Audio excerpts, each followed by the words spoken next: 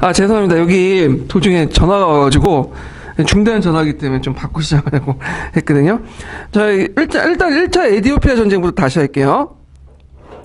자, 1890년도에 이제 그 이탈리아가 홍해 연안을 이제 지배를 하죠. 그래서 에리트리아를 점령하고 나서 에티오피아를 보호고 만들려고 전쟁을 일으켰는데, 근데 에티오피아군이 아두아 전투에서 크게 승리하게 돼요. 그래서 결국에는 아디스 아바바 조약을 계기로 해갖고 에티오피아 독립을 이미 독립을 했는데 이탈리아가 인정해줬다는 거죠. 그리고 에티오피아가 점령했던 그러니까 이탈리아가 점령했던 영토를 다시 반환하고, 그때 이제 패전국이 이탈리아죠. 그러니까 이탈리아가 배상금을 지불하면 끝나게 되죠. 결과적으로 이탈리아는 에티오피아 전체를 보호고 만드는 걸 포기하고 그 에리트리아를 경계로 해서 국경을 확장시켰다. 그래서 그 의미는 아프리카 국가 중에 서구 열강의 침략을 막아낸 최초의 국가였다. 자적으로 보시면 될 것 같아요. 근데 제2차 에티오피아 전쟁은 이제 그 무솔리니 때 일어났는데, 자, 이 당시 이제 배경을 보면요. 일본과 독일의 국제협력 탈퇴, 히틀러 재무장, 이게 자극을 받아서 무솔리니는 그 로마 제국과 민족의 정통성, 우월성을 내세워서 예전에 1차 에티오피아의 전쟁 때 패배를 싣고자 전쟁을 일으켰어요. 특히 이제 경제적 목적은 뭐냐면, 에티오피아는 커피 생산국이죠. 우리가 커피 있는데 이 커피의 원산지가 에티오피아예요. 에티오피아 카페 지역에서 나왔다거든요. 그래서 이제 이 에티오피아를 장악해서 국내 커피 수요를 뭐냐면 조달 목적으로 이렇게 했다는데, 이탈리아인들은 커피를 되게 좋아해요. 그래서 이탈리아의 그 감옥소에 가보면, 독방에 가면 항상 뭐가 있냐면 에스프레소를 내려먹는 기계가 있다 그래요. 그러니까 아무리 홍학범이라도 사형수라도 뭐냐면 이 사람들은 커피 아침에 모닝커피를 할 수 있는 조건을 줘야 된다. 그래갖고 그 커피만 내려먹는 그 기계를 이렇게 설치했다거든요. 그러니까 그게 이탈리아의 인권의 최저 기준이야. 그만큼 이탈리아인들은 그 커피를 좋아하거든요. 하여튼 커피를 이제 먹기 위해서 에티오피아를 같이 먹은 거죠. 그래서 아두아를 폭격했고 결국엔 수도였던 아디스 아바바는 이제 함락을 하게 돼요. 이때 이제 에티오피아 그 황제가 이제 망명을 하고, 그래서 그 서양사 개론에 보시면 알겠지만 이 국제혁명이 이탈리아 경제제재를 결의했죠. 근데 실제로 경제제재를 치르지 못했어. 왜냐면 그 미국이 일단 국제혁명에 미가입했고, 석유가 금수봉고에 들어가 있지 않고, 수에즈 운하가 이탈리아 군대와 무기 수송을 개방을 했죠. 그래서 결국에는 이제 안 됐다. 그렇지만 2차 세계대전 이후에 도망갔던 황제가 들어와가지고 영국군에 도움을 받아갖고 그 에티오피아를 독립을 시키죠. 그래서 이 내용도 좀 기억을 해두시면 돼요. 그래서 예전에 16년 기출문제 때 그 에티오피아와 관련된 내용들이 나왔거든요. 1차 침공, 2차 침공 이렇게 나왔으니까 구체 내용도 또 기억을 해두시면 되고, 특히 요거와 관련되어갖고 요번에는 제국주의 정책과 관련되어서 나왔지만 아프리카인들의 제국주의 국가에 대한 투쟁이 있어요. 그래서 중학교나 고등학교 그 세계사 교과서 아주 자세히 설명되어 있거든요. 그거 다 찾아서 보세요. 그래서 베닝에이도 넓게 보면 이 아프리카와 관련된 거예요. 아프리카 제국주의 그 국가들이 어떻게 침략했냐 그거가 갔는데, 아마 요 맥락에서 그 아프리카에서 제국 국가들이 어떻게 침략을 했고 그 다음에 이거에 대해서 아프리카인들이 어떻게 대항하고 반항했는가, 그게 있어. 아픈 역사들이 쭉 있거든요. 그래서 요것들이 그냥 우리가 예상하지 못한 문제 틈틈이 나올 수가 있어요. 그래서 좀 정리해서 좀 보세요, 이 부분을. 그래서 저도 예전에 교과서 중학교하고 이제 세계사 교과서에 있는 내용을 한번 정리를 했어요. 기타사 본 교재예요. 그래서 제가 첨부를 해놓을 테니까 뭐 자세한 내용은 모르더라도 이름 정도는 외우고 들어가세요. 이름 정도, 중요한 사건이나 명칭 이름 정도는. 내용까지는 써서 나오진 않을 것 같아. 얘네들도 양심이 있기 때문에 그냥 근데 이름만 나와도 이거 대단한 문제죠, 이거는. 그래서 이름만 외우고 있어도 2점 벌 수 있는 기회니까 좀 외워두시고요. 자, 그 다음에 태평양 제도도 분할을 했죠. 영국은 오스트리아, 뉴질랜드를 점령하고, 미국은 하와이 왕국이 있었는데 하와이 왕국을 병합했죠. 미국의 마지막 주였던 지금 50번째 주가 되고, 그 다음에 그 당시 미서 전쟁을 일으켜갖고 그 필리핀, 원래 필리핀은 누구 땅이었어요? 그 당시 이제 스페인 땅이었죠. 스페인 땅인데 미국이 이제 먹게 되고, 오늘 감이라든지 푸에르토리코도 그때 당시 넘어간 거죠. 감과 푸에르토리코는 오늘은 미국의 자치령이에요. 그래서 최근에 푸에르토리코에서 미국의 이제 51번째 주가 되겠다고 이제 선거를 해서 정했는데, 미국이 거부했어. 그냥 자치령 남아라. 왜냐면 푸에르토리코가 못 사는 곳이기 때문에 괜히 들어왔다가는 푸에르토리코 그 돈 빚을 우리가 다 갚아줘야 된다. 연방적으로 거부해가지고 그냥 미국에 편입되지 못했거든요. 그래서 미국이 수수 이제 들어가고 이제 미국에 들어와서 식민지가 되겠다고 하는 나라도 미국은 거부해요. 돈 때문에. 돈이 상당히 중요한 나라인데, 자, 하여튼 이런 게 있고, 독일 같은 경우에 뉴기니 동북부 마리아나 카롤라인 마셜 제도인데, 이런 나라들은 이제 그 섬들은 1차 세계대전 때 누가 나눠 갖게 되죠? 일본하고 미국이 나눠 갖게 되죠. 결국에는 최종적으로 미국이 상당히 이 섬들을 차지하고 있고요. 그냥 프랑스는 이제 타히티니, 뉴칼레도니아니, 여러 나라 섬들 가지고 있다. 이렇게 기억을 해두시면 되고, 지금도 독립하지 못하고 독일, 그 다음에 프랑스, 영국에 식민지가 있는 섬들이 있어요. 태평양 곳곳에. 예. 근데 그 나라들 독립을 시켜주려고 해도 그 나라 그 원주민들 거부해. 그냥 영국과 프랑스로 살고 싶다고. 예. 그래서 이제 그러면 이제 그 관련된 그 형성평가 문제를 좀 볼게요. 238페이지 펴보세요.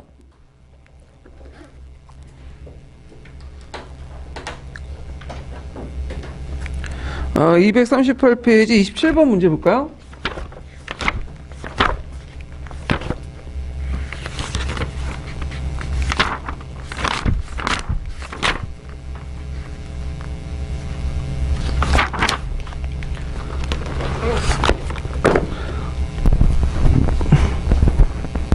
자, 27번 보면 다음 조약의 명칭을 써보고 이 조약을 맺을 당시에 에티오피아 황제가 누군지 써보시오. 말해보시오. 이 조약을 맺기 전에 에티오피아 군이 그 이탈리아 군을 격파한 전투를 써보고 이탈리아가 에티오피아를 공격한 배경을 한 주인으로 이제 말해보시오. 이렇게 있거든요. 그래서 예전에 기초가 관련된 거예요. 자, 요거 그 보면 일단은 많이 물어봤는데, 자, 여기에서 이제 조약을 명칭이 뭐죠? 아디스 아바바 평화조약. 이렇게 외워두시면 돼요. 아디스 아바바는 어디의 수도예요? 에티오피아의 수도예요. 자, 그 다음에 요때 황제는 뭐냐면 메네디크 2세죠. 메네디크 2세. 그다음 전투는 아도아 전투가 있어요. 아도아 전투. 그 다음에 배경은 수에즈 운하가 개통되고 홍해 여행하인 에티오피아가 중요한 거점이 되니까 이탈리아가 에티오피아 보호국을 만들려고 침략했다. 거기에다 이제 에툴리아에 그 점령하고 나서 또 공격했다. 이렇게 써도 되시고요.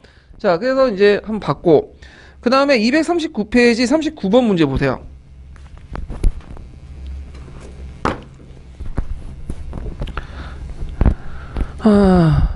자, 39번 보면, 아이고, 이게 39번인가?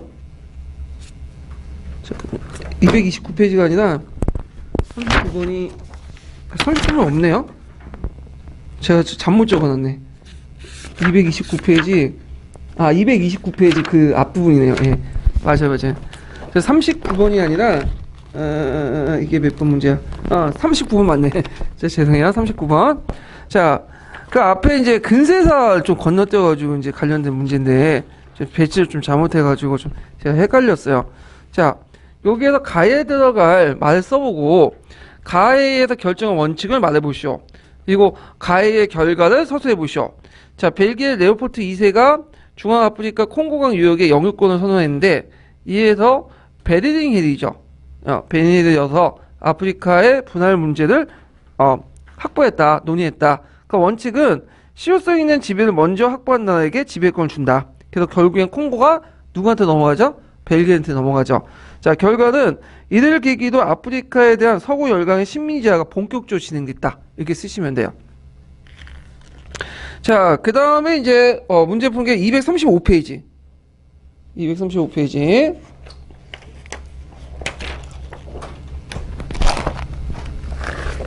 17번 문제 보세요. 17번 문제를 보면 18번 문제 보세요. 18번.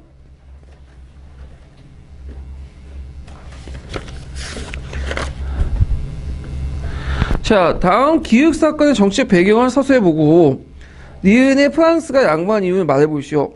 그다음 디귿의 독립을 유지한 이유를 써보시오. 자, 영국과 프랑스는 파쇼다 사건에서 충돌하게 되는데 파쇼다에서 자, 정치적 배경을 뭐라고 써야 될까요? 그 다음 행당 정책하고 종당 정치의 충돌 이런 맥락을 쓰시면 돼요. 자, 그 다음에 프랑스가 양보한 이유는 프랑스가 파쇼다의 호텔에서 영국의 이집트 지배를 인정받는 데 대신 모로코에 대한 진출을 인정받았다. 그러니까 모로코 때문이죠. 독일이 모로코를 노리고 있으니까 그런 것도 있고. 자, 그 다음에 라이베리아는 자유의 나라는 뜻인 라이베리아는 미국에서 아프리카도 흑인들의 기반으로 세워진 국가죠. 그러니까 미국의 지원을 받고 있었어요. 그래서 라이베리아 국기는 뭐라 했죠? 외로운 별 하나가 있죠. 어디로부터 떨어진 벌이에요? 미국으로부터 떨어진 벌들이에요. 예. 자, 이렇게 해서 이제 한번 쭉 살펴봤고, 자, 그 다음에 뒤에 넘어가서 그 비스마크 외교 정책을 볼게요. 비스마크는 크게 이제 그 아주 중요한 사람이기 때문에 크게 세 부분으로 나눠보면 세 부분 다 중요한데, 첫 번째로는 비스마크의 통일 정책 그 부분이 있고, 두 번째로는 비스마크의 국내 정책이 있고요. 그 다음에 세 번째는 비스마크 외교 정책이 있어요. 그래서 요 세 가지를 다 보셔야 돼. 비스마크에 관련된 내용은. 자, 그럼 비스마크의 이제 외교 정책을 이제 보는데, 내용을 이제 볼게요. 이 비스마크 외교 정책은 두 번 정도 나왔어요. 그래서 이제 비에듬 2세의 외교 정책을 비교해서 이제 볼 수가 있는데, 이 비스마크는 아까 얘기한 것처럼 외교의 달인이죠. 외교를 상당히 잘해요, 이 사람은. 그래갖고, 상대방들의 이제 이해관계를 잘 조절해가지고, 자기가 유리한 식으로 이렇게, 외교를 맞는데 상당히, 뛰어난 사람이다. 그래서 이 사람의 외교 정책 방향을 이제 보면 두 가지가 있어요.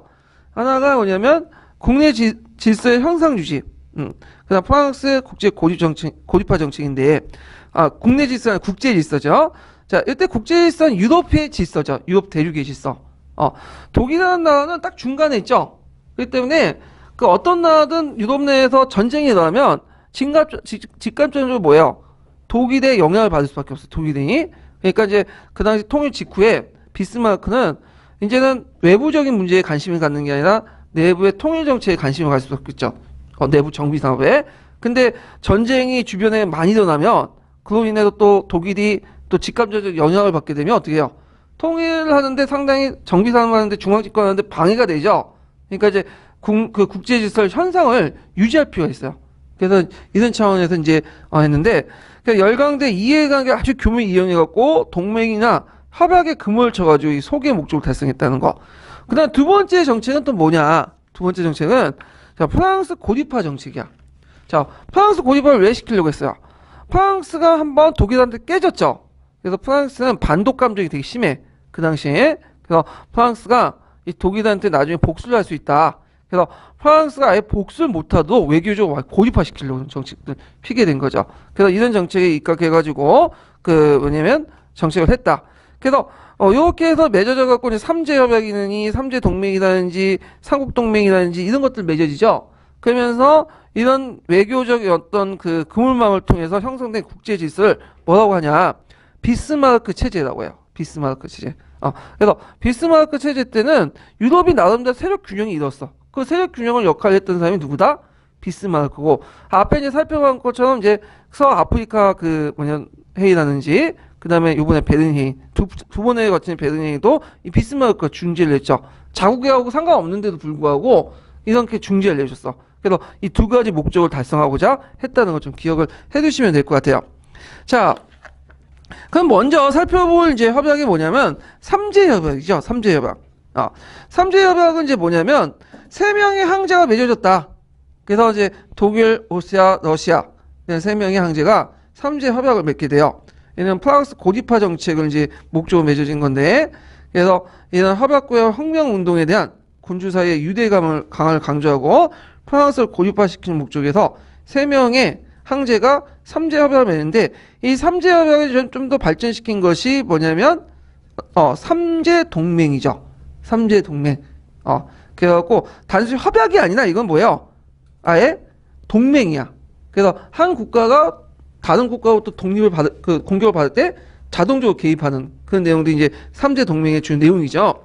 자, 그러면 이제 이 삼재 동맹을 이제 내용을 보면 독일, 오스트리아, 러시아가 이제 맺어진 건데 동맹국 한국이 제4국부터 공격을 받을 경우에 나머지 독립국가는 우호적인 중립을 유지한다. 이 우호적인 중립이라는 건 뭐냐면 이제는 공격을 받고 있다가 나중에 그 곤란해질 때 자동적으로 개입할 수 있다는 거예요. 중립은 겉으로고 그래서 필요에 따라 개입할 수 있다는 그 내용들이고 그다음 트루크 문제에 대해서 사전에 조율한다. 그 왜냐 트루크 문제 관련돼 갖고 그다음에 러시아하고 그다음에 오스트리아는 좀 갈등이 있었어. 이런 것들은 이제 사전에 조율한다는 거죠. 그다음에 기한은 3년이고 러시아 오스트리아 관계 아까 때문에 갱신하지 못했어요. 이게 3년 만에 딱 끝내요. 그렇지만 그 러시아가 빠져나간 걸 막기 위해서 독일은 러시아 무슨 조약을 맺었죠? 또 재무장 조약을 맺게 돼요. 그래서 이걸 통해서 프랑스와 러시아가 서로 접근한 걸 방지시키는 거죠. 그래서 이런 식으로 이제 삼재 협약, 삼재 동맹을 잇는 한 축을 만들고 그다음에 또 하나의 또 축을 만들었죠. 이탈리아를 끌어들이기 위해서 무슨 동맹을 또 맺어요? 삼국 동맹을 맺죠. 그래갖고 독일, 오스트리아, 이탈리아 이렇게 이제 삼국 동맹을 맺게 되는데 문제는 이탈리아하고 그다음 오스트리아가 독일이 별로 그렇게 갈등이 좋은 관계가 아니야. 근데 이제 그 당시 프랑스가 티니지를 점령하니까 이탈리아가 티니지를 먹으려고 했거든요. 그러니까 이제 이것 때문에 반감 때문에 이걸 이용해가지고 삼국 동맹을 결성했다. 이게 좀 기억을 해두시면 돼요.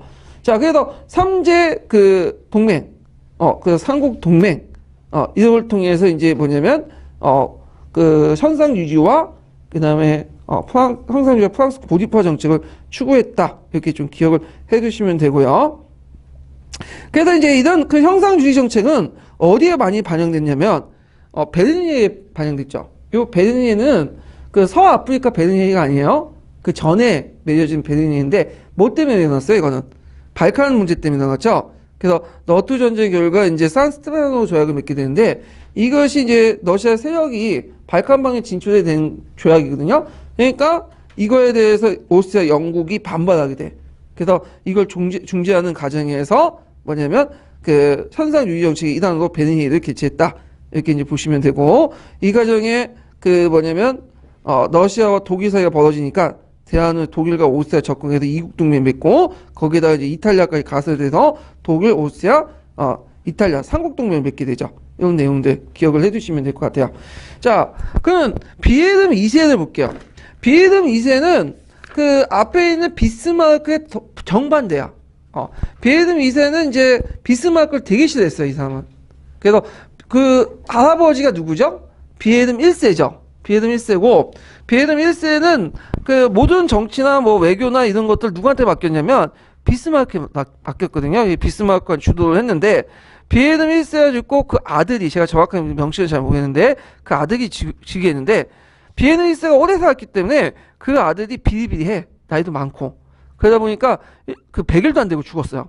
그 죽고 그 아들이 그러니까 또 비에름 2세 그러니까 비에름 2세 손자가 즉위하게 되죠. 비에름 2세는 20대에 즉위했어요. 이 사람은 이제 헐게 완성할 때 즉위했고 그리고 비스마르크를 별로 안 좋아해. 그래서 즉위하자마자 비스마르크를 해임시키고 자기가 친정을 해버리죠. 외교 정책에서 모든 문제들. 그래서 비스마르크가 했던 모든 정책들을 다 파기하고 비스마르크에 거꾸로 가는 정책들을 하게 돼요.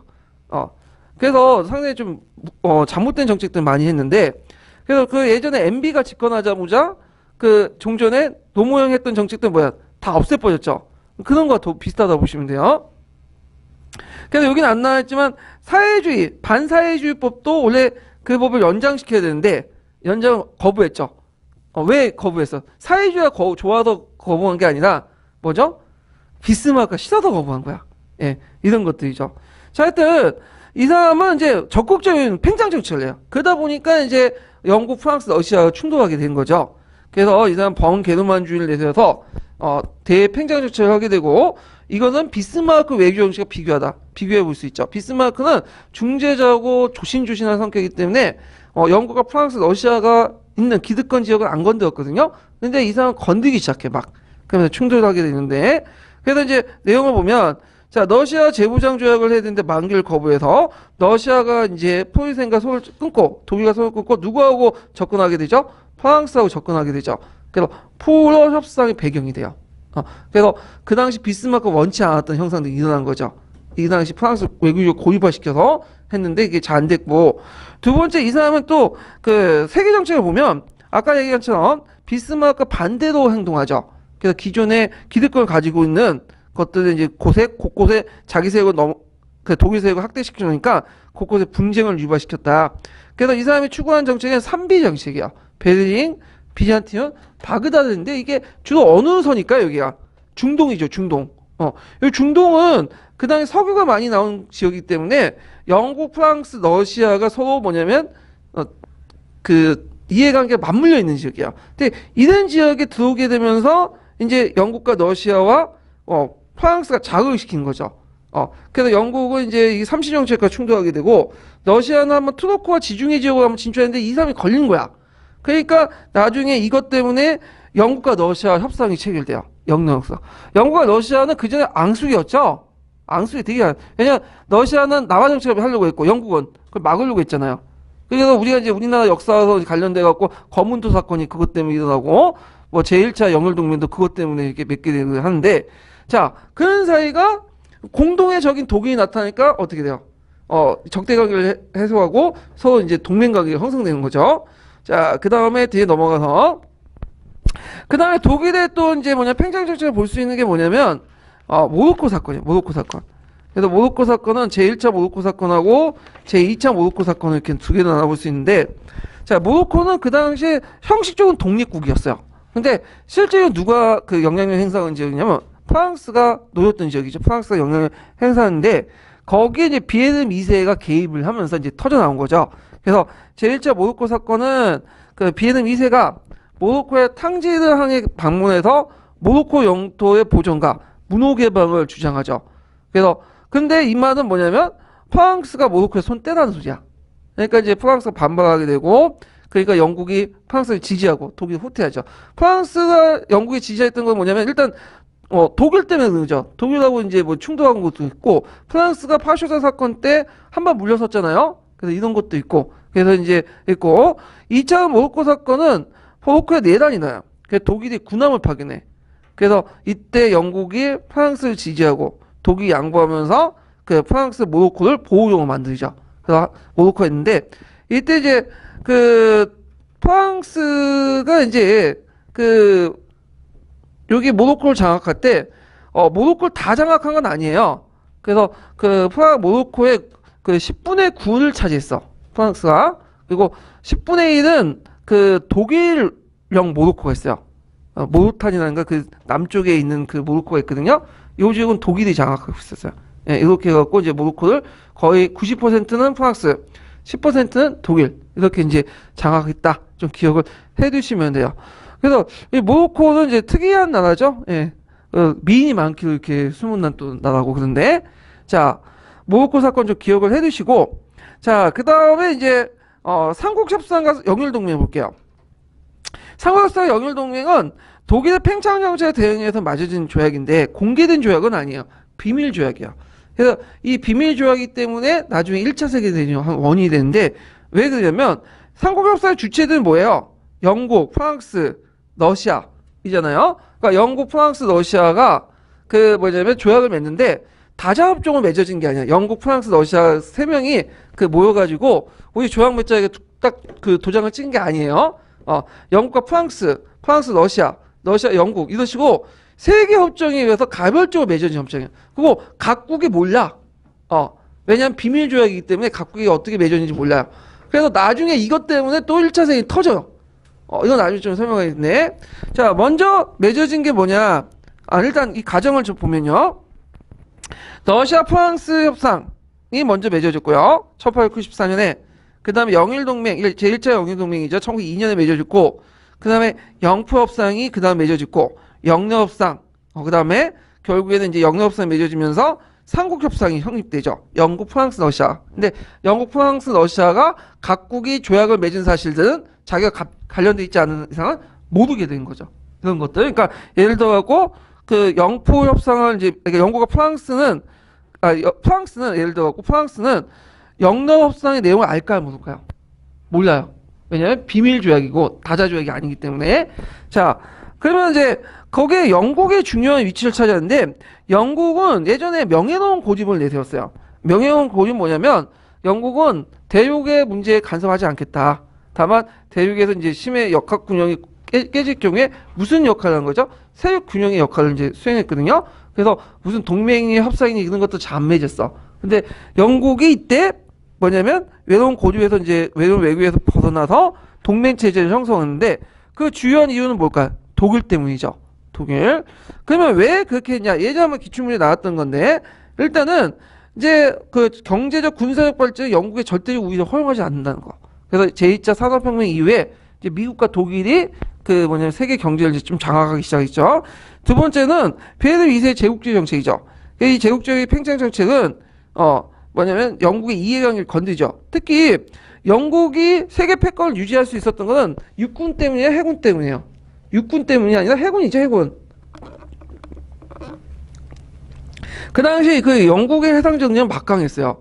그래서 이걸 바탕으로 해상을 장악하고 인도도 장악하는데 거기에 누가 도전한 거야? 독일이.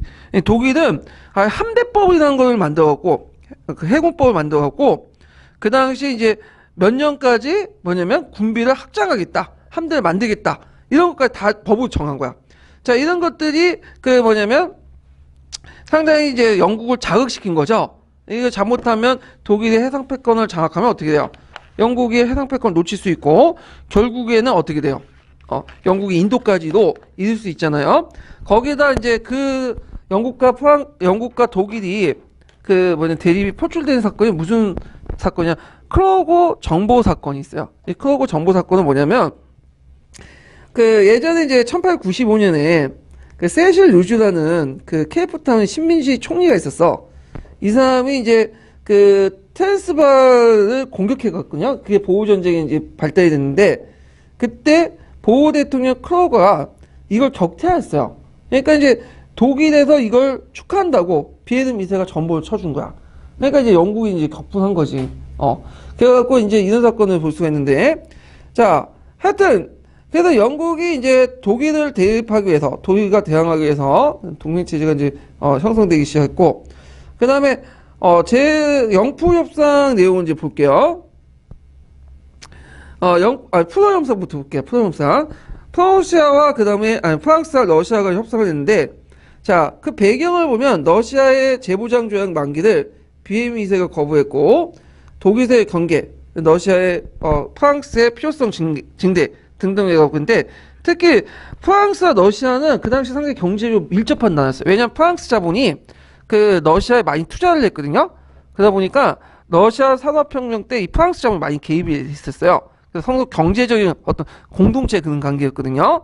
자, 그래서 이제 정치협약을 맺다가 나중에 군사동맹을 맺게 돼요. 그래서 한쪽이 공격받을 경우에 자동적으로 개입하는 그런 내용들이 있죠. 자, 그 다음에 영푸협상을 보죠. 영푸협상은 예전에 시험 문제 나왔죠. 14년 기출문제. 자, 배경을 보면 프랑스 외무장관이었던 그 데카스라는 사람이 외교활동을 통해서 영국과 관계가 회복이 됐고 우호적인 분위기가 조성되고 그 다음에 독일의 세력 확장 이런 걸 경계도 해갖고 이제 했는데 이것도 비슷비슷해요. 일단 독일의 견제를 목적으로 만들었고 프랑스, 모로코, 영국, 이집트를 상호 인정해주고 국제 문제에 있어서 서로 공동에 취한다. 그리고 만약에 양국부터 공격받을 때 어떤 국가도 공격받을 때 자동으로 또 개입하는 그런 내용이 있죠. 자, 그 다음에 영러 협상을 볼게요. 이게 맨 마지막에 맞았는데 영국과 러시아는 서로 대립되었죠. 근데 독일 때문에 이 대립관계, 친선관계로 바뀌게 돼요.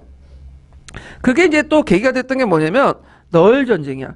너일 전쟁 때 러시아의 약책성이 드러나니까 이때 그걸 보고 영국이 좀 마음을 놓은 거야. 아, 이게 보니까 일본조차도 깨진 그 군대구나. 그러니까 충분히 커버할 수 있다. 그러니까 러시아를 굳이 신경 써갖고 위에 남아 정책을 계속 추진할 필요 없겠다. 이런 생각을 갖게 되죠. 거기에다가 이제 또 뭐예요? 그 독일까지 또 오니까 결국에는 종전에 이제 문제를 해결하고 나서 영러 협상을 맺게 되죠. 그럼 종전의 문제가 뭐냐? 자, 페르시아가 있는데 페르시아가 오늘날 어디예요? 이란이죠. 그래서 이란의 그 당시 북부를 러시아가 갖고 그 남부를 영국의 세력권을 삼는다. 이렇게 하게 돼요. 물론 이제 나중에 북부 지역까지 영국이 다 먹게 돼요. 이렇게. 그다음 아프가니스탄인데 아프가니스탄도 되게 중요한 지역이에요. 왜? 인도 내려오는 지역 아니에요. 그래서 아프가니스탄은 영국이 세력권 인정하는 대신에 러시아는 흑해로부터 발칸 방면으로 진출해 된 영국이 양해를 얻었어요. 예. 그래서 이제 이렇게 양해를 얻고 사전에 이제 양해를 얻고 이제 해결하고 기존의 문제들. 그리고 독일의 중동 지역에 대해 진출을 공동 대처했다. 특히 독일이 그 당시 삼비정책 이단으로 해서 베를린, 비잔티움, 바그다드 철도를 부설을 했거든요. 이 문제도 영국과 대립을 하게 되는데 이거에 대해서 어떻게 대처할 것인가?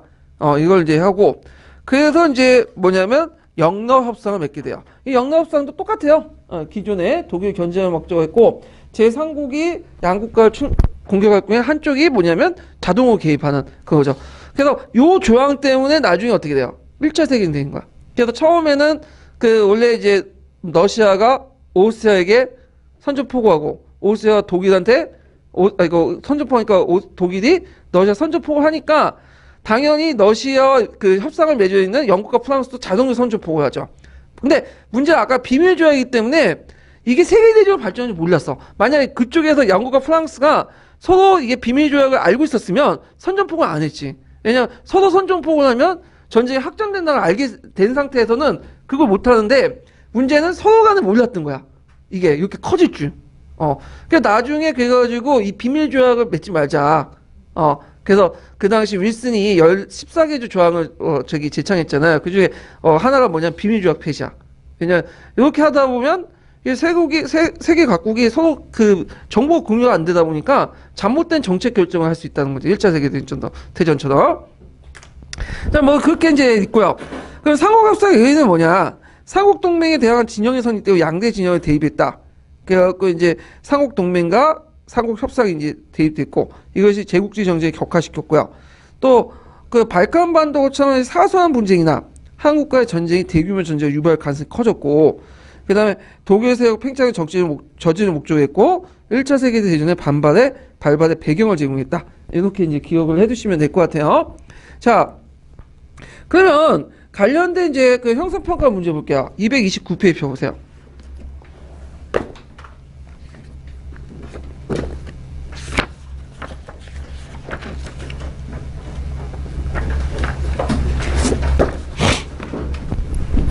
이게 거기 6번 문제인데 제가 번호를 잘못 적어놨어요. 원래 42번이어야 되거든요. 예, 일단 곤치 쉬고 번호를.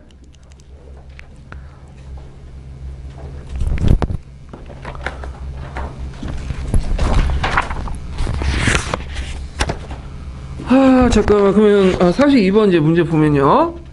이걸 여기 적어놨네. 자, 다음 기획의 인물이 주도한 외교정책 두 가지를 써보고 그 니은의 인물의 외교정책 결과를 말해보시오. 그리고 디귿이 연결 조치가 무엇인지 무엇을 의미하는지 써보시오. 자, 19세기 비스마르크는 그 삼국동맹을 형성했다. 이후 독일은 비에는 2세는 적극적인 팽창 정책을 내세워 베를린, 비잔티움, 바그다드에 있는 동방정책을 추진했다. 자, 외교정책 원칙이 뭐죠? 두 가지 쓰시면 되겠죠? 유럽의 형상 유지 정책하고 그다음 프랑스 고립화 정책 이렇게 쓰시면 되고 자, 결과는 이제 보면 이런 그 비에는 2세의 이제 외교정책 결과를 보면 비스마르크가 두었던 러시아, 프랑스의 접근이 시작했고 그 다음에 영국이 명예훼손 고립을 포기했죠. 그리고 삼국협상은 이제 뭐냐면 맺게 되는 그 계기가 되고요. 그 다음에 디귿의 그 연결은 영국의 삼시정책과 충돌했을 뿐만 아니라 러시아 투르크의 지중해 진출과 정면 대립하게 되죠. 이런 내용들 쓰시면 돼요. 자, 그 다음에 336페이지 21번 문제 볼게요.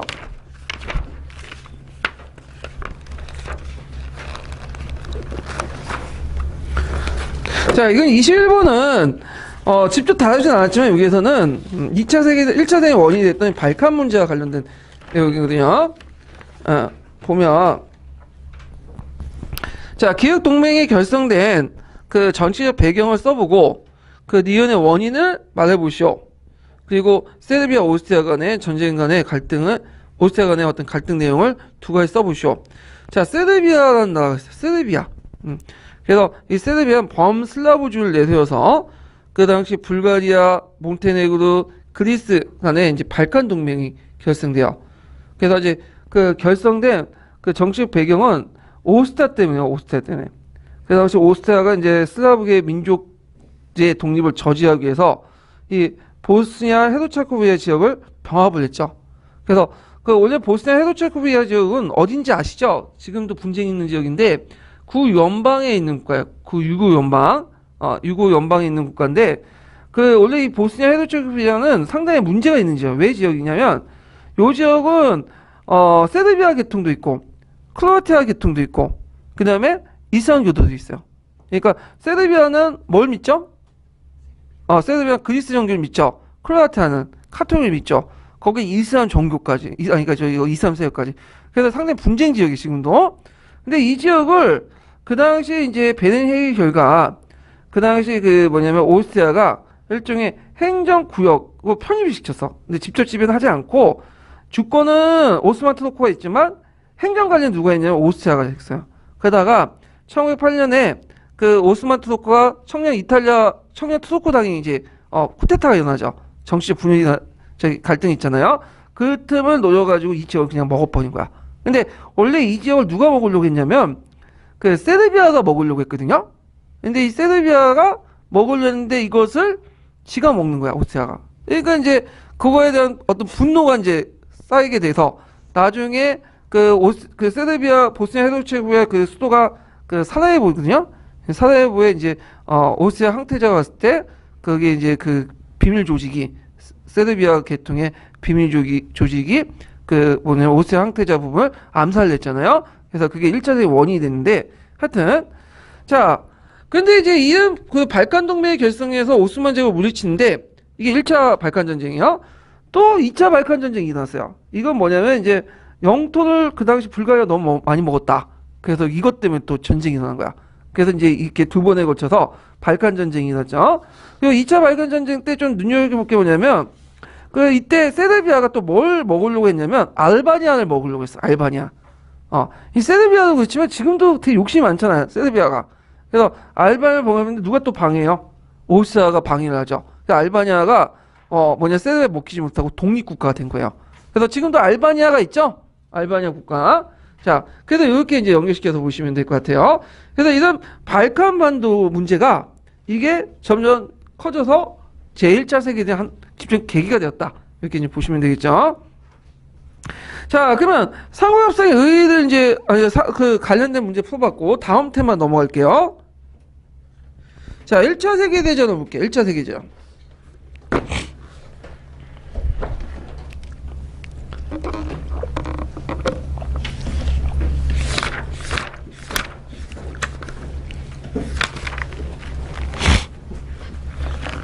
자, 1차 세계대전 배경을 보면 제국주의 식민지 쟁탈전, 그래서 독일의 참여는 격화되고 그 다음에 영국의 삼시정책, 독일의 삼비정책 대립, 그 다음에 범슬라브주의와 범게르만주의 대립, 그 다음에 여기는 없지만 삼국협상과 삼국동맹 대립, 이런 이제 복합적인 이제 대립 구도에서 일어났고요. 전쟁의 발달을 볼게요. 전쟁의 발달은 사라예보 사건이죠. 아까 얘기했던 그 오스트리아 항태자가 피살당했어요. 네, 그래갖고 이제 그걸 조사하는 과정에서 그 당시 오스트리아가 이거는 세르비아의 범조직적인 어떤 개입이다. 조직적인 개입이다. 세르비아 정부에. 그래서 오스트리아 정부가 세르비아에 선전포고를 했죠. 그러니까 세르비아의 큰 형님이었던 러시아가 가만히 있겠어요?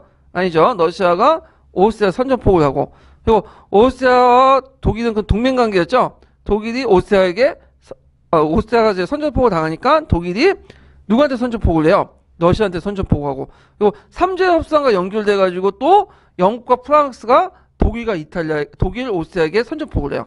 그래서 이게 조그만 사건이었는데 확전이 돼버린 거야. 그래서 아주 큰 사건이 나와서 이제 1차 세계대전이 일어났다. 이렇게 기억을 해두시면 되겠죠. 자, 그래서 이제 그 전쟁의 확대 내용을 이제 보면 거기에 이제 동맹국이 오고 협상을 볼까요?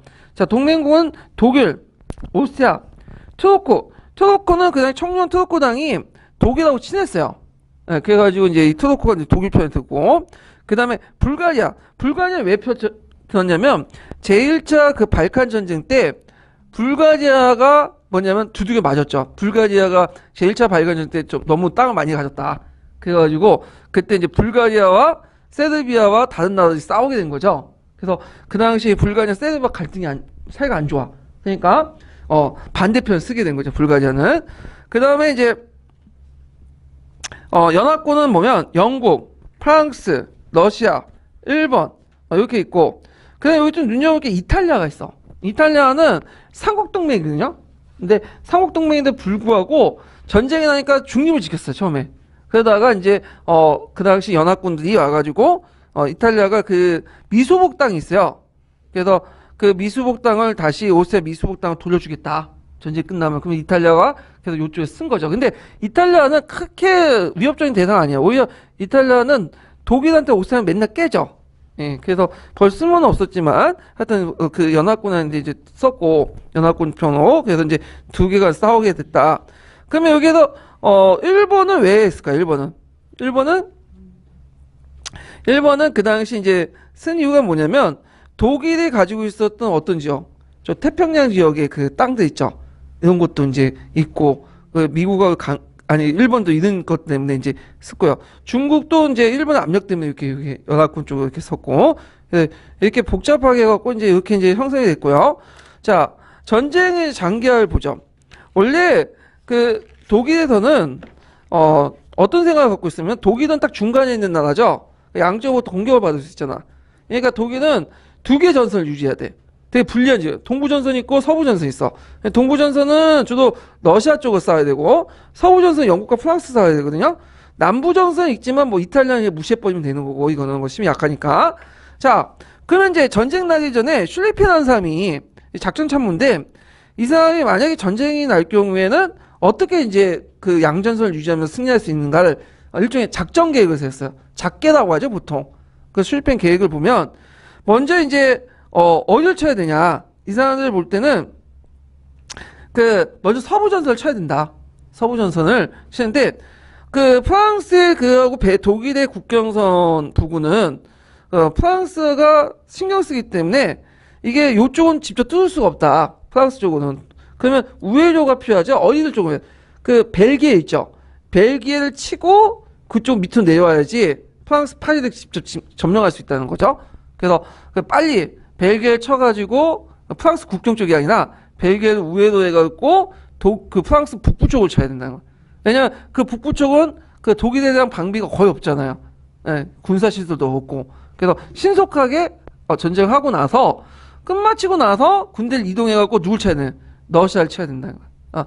왜냐면 러시아는 일단 후진 국가라고 생각한 거예요. 얘네들이. 후진 국가 땅도 넓고 하기 때문에 병력을 모으고 수송하는데 시간이 많이 걸린다. 그래서 러시아는 전쟁이 딱 시작되면 곧바로 개전하는 게 아니라 한참 후에 시작할 거다. 그래서 먼저 핵심 병력을 프랑스로 옮겨갖고 치고, 그리고 빼가지고 이긴 다음에 러시아 치자. 그래서 동부전선과 서부전선을 양쪽 전선을 유지한 가운데 이길 수 있다. 이렇게 한 거예요. 그래서 그 계획에 따라서 먼저 서부전선에는 주요군을 배치시켰고, 동부전선은 약한 군대를 좀 배치시켰어요. 그리고 이제 대부분 이제 서부전선을 이제 했는데, 슐리펜에서 벨기에를 공격하고 벨기에 북쪽을 파리까지 진격을 했어. 근데 여기 걸리는 변수가 생긴 거죠. 무슨 변수야? 그 당시 마름이나 소음 전투에서 참호전에 걸린 거야. 참호전은 어떤 거냐? 예전에 한번 시험 문제 나왔죠? 저도 군대에 갔을 때 이제 삽을 가지고 참호를 팠던 기억이 나는데, 그 일반 보병도 항상 참호를 파려고 삽을 하나 가지고 있어, 야삽을. 그래가지고 어떻게 하냐, 땅을 파. 쭉. 땅을 파고, 그리고 여기에 이제 있고, 여기에는 기관총, 토치카 설치하고, 기관총 설치해놓고, 상대방도 여기 뭐죠? 이렇게 해놓고, 똑같이 토치카 설치해놓고, 여기다 기관총을 배치시켜. 양쪽이 이제 야! 하면서 공격해도 와요. 그러면 여기에다 그 앞에서 뭐야? 기관총이 있다가 막 발사시켜. M60 같은 기관총들이 막 쓰러지죠. 그래서 이쪽으로 이렇게 하면서 막 중간에 시체가 막 쌓여. 시체가. 자, 그러면서 이런 식으로 몇만 명이 죽였냐? 100만 명이 죽었어. 양국의 그 젊은 사람들이. 그냥 싸운 거, 무식하게 싸운 거지 막. 그래서 이게 이제 참호전이에요. 그래서 많은 인력이 여기에서 많이 죽었다는 거죠. 예. 그래서 이것 때문에 전선이 정체 상태가 온 거예요. 그래서 독일군이 막힌 거야. 거기 앞에 프랑스 앞에까지 파리까지 가다가. 근데 이제 문제는 뭐냐면 문제는 이 러시아군이었어요. 이 러시아군이 의외로 빨리 신속하게 투입된 거야. 그래서 러시아군이 동부전선에서 동포에센을 공격해요. 그래서 그때 그 신덴부르크라는 사람이 있어요. 신덴부르크가 탄네베르크에서 이 러시아군을 격파했거든요. 그러니까 러시아군이 얼마나 약체란 걸 알 수 있죠. 주유권은 어디가 있죠 지금? 프랑스에 있고 오늘날만 하면 예비사단들, 오늘 민방 그 예비가 뭐예요? 예비군들하고 이제 동원해가고 싸운 건데 예비군한테도 깨진 거야. 러시아군이. 그때 러시아군들은 지금 소련군 강하잖아요. 근데 러시아군들은 무기도 소총도 제대로 없고 이거 뭐 군화도 뭐 제대로 안 신는 상태에서 막 싸우다가 죽게 된 거죠. 예. 근데 하여튼 이겼지만 이 슈넬펜 계획에 차질이 생긴 거죠. 왜냐 러시아가 이미 동부전선에 이렇게 몰려오니까 이 러시아군이 계속 몰려오고 막아야 될 거 아니야. 그래서 그 서부전선에 있는 주유권을 일부 빼가지고 동부전선 이동을 시켜본 거야. 독일이. 그러면서 이제 양 전선이 어떻게 돼요? 교차 사태가 일어나죠. 교차 사태. 그 질질 장기적으로 가는 거야. 근데 때마침 또 이제 독일의 좋은 상황인 게 뭐냐? 러시아 혁명이 난 거야. 그래서 소비에트 정권은 그 당시 소비에트 정권의 안정을 위해서 독일과 단독 후약을 맺게 되죠. 그래갖고 블레스트 리트포스크 조약을 맺게 돼요. 그래서 블레스트 리트포스크 조약을 맺는데 이건 대단히 뭐냐 레닝의 입장에 올 때는 굴욕적인 조약이에요. 그래서 그 내용은 이제 주로 내용이 뭐냐면 그 당시 오늘날 우크라이나 지역하고 그다음 백러시아 지역 있죠. 그 백러시아 지역을 상당수 누구한테 떼줬냐면 독일한테 떼줬어. 그러니까 인구도 그 10% 정도 인구 있죠. 독일 쪽으로 넘어간 거야. 그런데 이제 이 블레스트 리트포스